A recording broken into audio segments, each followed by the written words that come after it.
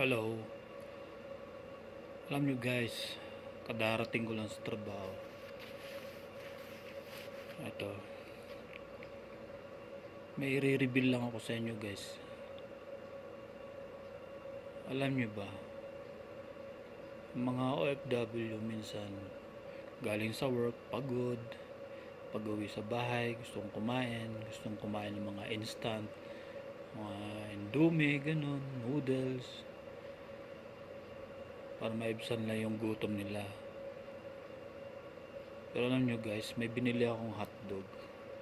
Hindi lang ito isang beses nangyari sa akin. Siguro mga pang-apat na siguro ko itong bili, itong hotdog na ito. Tawagin ay Pinoy Franks. Alam nyo ba, yung isang balot na ganun, mga 8 piraso siguro, hindi ako nagkakamali. Meron 2 o 4 doon nakahalo peke. So bakit ako gumawa ng video guys? Para maging aware din kayo, lalo na sa mga OFW yung kagaya ko. Ito po yung produkto ipapakita ko sa inyo. So ito po guys yung produkto na sinasabi ko. Ito siya oh.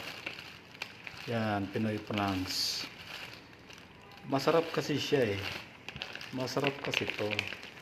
Kaya ito yung paborito kong binibili. Kahit na meron siyang peke, yung iba parang pure foods din siya.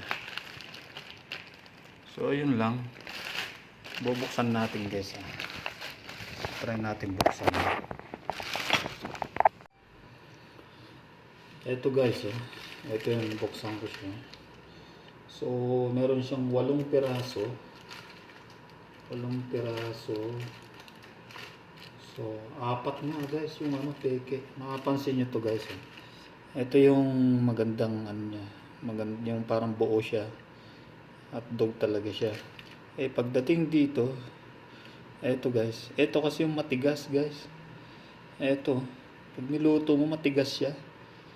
Eto normal na parang pure foods.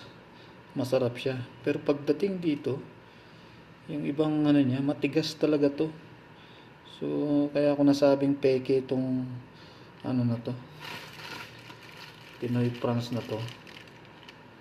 Kaya shout out sa Pinoy Franks kung sino man may-ari nito. Maawa naman kayo sa mga OFW. 13 reals to guys. Ayan oh. Itong 2, good siya. Pagdating dito, bad na. Ito, matigas to pag niluto. So yun lang guys, para maging aware lang sa mga OFW yung kagaya ko, lalo na dito sa Saudi Arabia. Ingat po kayo sa mga binibili nyo. Salamat.